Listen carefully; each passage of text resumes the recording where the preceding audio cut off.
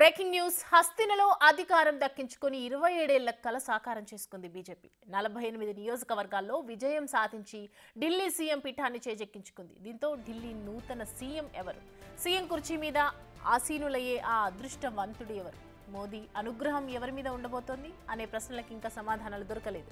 ప్రస్తుతానికైతే BJP CM అభ్యర్థిపై ఉత్కంఠ కొనసాగుతోంది. ఇప్పటికే పలువురి పేర్లు చెక్కర్లు కొడుతూ ఉన్నాయి.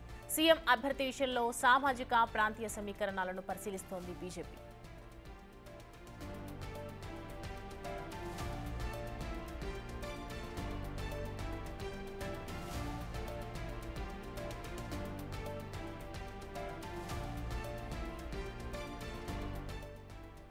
ముఖ్యమంత్రి అభ్యర్థిగా మొదటి వరుసలో పర్వేష్ సాహిబ్ సింగ్ వర్మ పేరు ప్రముఖంగా వినిపిస్తోంది. ఈయన న్యూఢిల్లీ స్థానం నుంచి అరవింద్ కేజ్రీవాల్ ను ఓడించారు. యూపీ, హర్యానా, పంజాబ్ రాష్ట్రాల్లో ప్రభావవంతమైన జాట్ సామాజిక వర్గానికి చెందిన నేత. జాట్ నేతను ముఖ్యమంత్రిని చేయటం వల్ల గ్రామీణ ఢిల్లీ, పశ్చిమ యూపీ, హర్యానా, రాజస్థాన్ రాష్ట్రాల్లోని జాట్ ఓటర్లకు మంచి సందేశం ఇచ్చే అవకాశం ఉంది. తాను గెలుపొందిన వెంటనే అమిత్ షాను కలిశారు పర్వేష్. దీంతో అతని పేరుపై ఊహాగానాలు మరింత పెరిగాయి.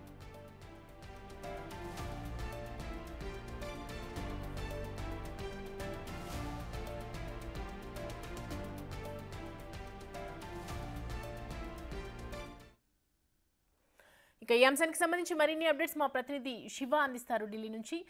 శివ, ఢిల్లీకి సంబంధించి ఇప్పుడు దేశమంతటా ఎదురు చూస్తున్నటువంటి ఉత్కంఠ అని చెప్పొచ్చు. ఢిల్లీ సీఎం ఎవరు అనేది జాయింట్ కిల్లర్గా నిలిచినటువంటి పర్వేష్ వర్మకి ఎంతవరకు వచ్చే ఛాన్సెస్ ఉన్నాయి, ఎలా ఉంది?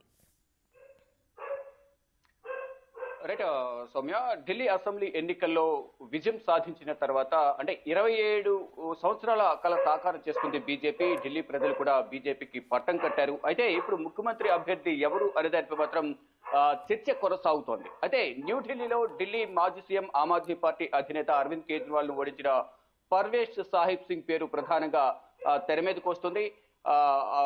పర్వేష్ కు అమిత్ షా ఆశీర్వాదం ఉంది.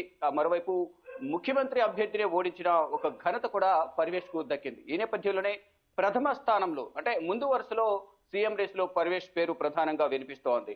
పర్వేష్ తో పాటు పలువురు పేర్లు వినిపిస్తున్నప్పటికీ కూడా అధిష్టానం కూడా పర్వేష్ కి ఇస్తుందా? అనూహ్యంగా ఇటు మధ్యప్రదేశ్, రాజస్థాన్, ఒడిశాలో అప్పటి వరకు ఎవరి పేరు కూడా తెలియని వ్యక్తులను అంటే ఎమ్మెల్యేగా గెలిచినప్పటికీ అంత ప్రాధాన్యత లేని వారిని తీసుకొచ్చి ముఖ్యమంత్రి పీఠం మీద కూర్చోబెట్టారు ఈ 3 రాష్ట్రాల్లో కూడా. అలాగే ఢిల్లీలో కూడా కేంద్ర ప్రభుత్వం అంటే బీజేపీ అధిష్టానం అదే నిర్ణయం తీసుకుంటుందా అనేది కూడా చూడాల్సింది. ప్రధానంగా పర్వేష్ వర్మ అరవింద్ కేజ్రీవాల్ ను ఓడించారు.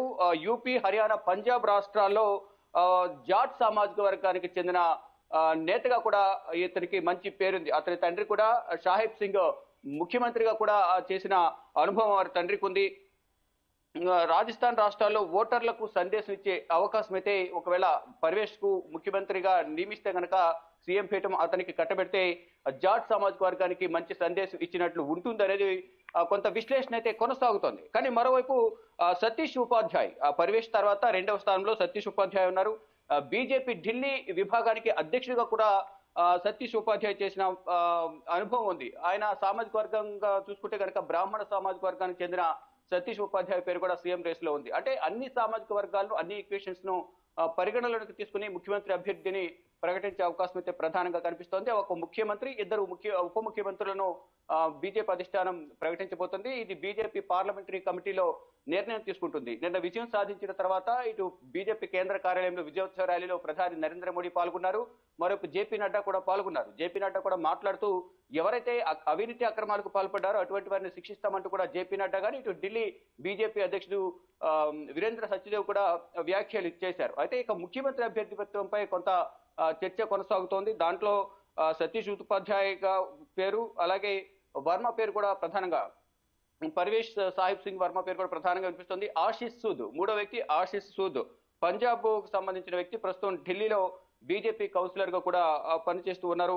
ఢిల్లీ యూనివర్సిటీలో విద్యను అభ్యసించారు. ఢిల్లీ యూనివర్సిటీలో విద్యా సంఘానికి సంబంధించి కూడా ఆయన విద్యార్థి దశ నుంచే పొలిటికల్ గా ఆయనకు అనుభవం ఉంది. ఇక 4వ వ్యక్తి జితేంద్ర మహాజన్ సామాజిక వర్గం, వైశ్య సామాజిక వర్గానికి చెందిన నేత. ఇతనికి ఆర్ఎస్ఎస్ బ్యాక్గ్రౌండ్ కూడా ఉంది. ఇక ఆర్ఎస్ఎస్ ప్రోద్బలంతో ఈయనకి ఏమైనా ఇస్తారా అనే ఒక ఊహాగానాలు కూడా వ్యక్తమవుతున్నాయి. 5 విజేందర్ గుప్తా, ఇతను బీజేపీ ఢిల్లీ అధ్యక్షుడిగా కూడా గతంలో పనిచేసిన అనుభవం ఉంది. ఆపు హవా ఉన్నప్పటికీ గతంలో 2015 2020లో ఆపు హవా ఉన్నప్పటికీ ఆయన అసెంబ్లీకి పోటీ చేసి విజయం సాధించారు. ఇక విజయం సాధించడం ఒక వ్యక్తి అయితే ముఖ్యమంత్రి అభ్యర్థిత్వంపై ఒక క్లారిటీ రావాల్సి ఉంది. ఈ రోజు లేదా రేపు దీనిపై క్లారిటీ ఇచ్చే అవకాశం కనిపిస్తోంది.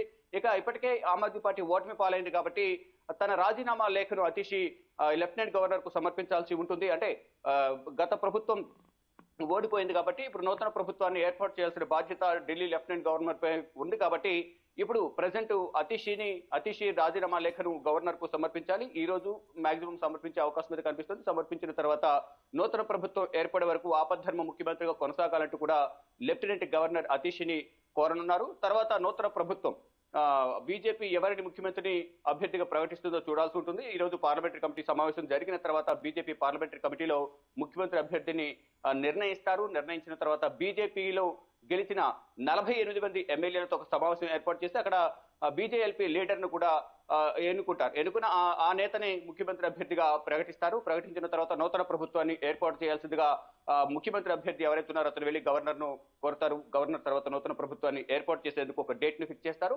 ఇక నూతన ప్రభుత్వం అనేది త్వరలోనే ఢిల్లీలో కొలువు తీరబోతోంది. మొత్తంగా చూసుకుంటే ఆ ముఖ్యమంత్రి అభ్యర్థి ఎవరు అనేది మాత్రం ఇప్పటి వరకు క్లారిటీ లేదు. కానీ పర్వేష్ సాహిబ్ సింగ్ పేరైతే ప్రధానంగా వినిపిస్తుంది. ఆయన గెలిచిన వెంటనే న్యూఢిల్లీలో ఆమ్ ఆద్మీ పార్టీ అధినేత మాజీ సీఎం అరవింద్ కేజ్రీవాల్ మీద గెలిచిన వెంటనే వెళ్లి ఇటు కేంద్ర హోంమంత్రి అమిత్ షా నివాసానికి వెళ్లి ఆయన ఆశీర్వచనం తీసుకున్నారు. ఆయనకు కృతజ్ఞతలు కూడా తెలిపారు.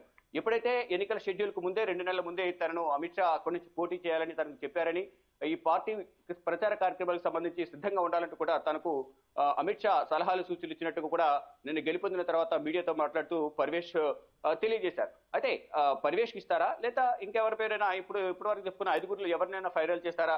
అందరూ కూడా ఒకటే చెప్తున్నారు. రాజకీయ విశ్లేషకులు అందరూ కూడా పర్వేష్ సాహిబ్ సింగ్ వర్మకే ఇస్తారు అనేది, అంటే జాట్ సామాజిక వర్గాన్ని ప్రభావితం చేసేది కానీ ఓట్లను తమ వైపు డైవర్ట్ చేసుకునేది కానీ, హర్యానా పంజాబ్ ఇతర రాష్ట్రాల్లో జాట్ సామాజిక వర్గానికి సంబంధించిన ఓటర్లు ఎక్కువ ఉన్నారు కాబట్టి వారి వైపు డైవర్ట్ చేసుకునేందుకు, బీజేపీ వైపు డైవర్ట్ చేసుకునేందుకు పర్వేష్ సింగ్ సాహిబ్ వర్మకు ఇస్తారనేది ఒక సమాచారం అయితే అందుతోంది. కానీ బీజేపీ కూడా ఎప్పుడు కూడా అనూహ్యంగా కొత్త పేర్లను తెర మీదకి తీసుకొస్తుంది.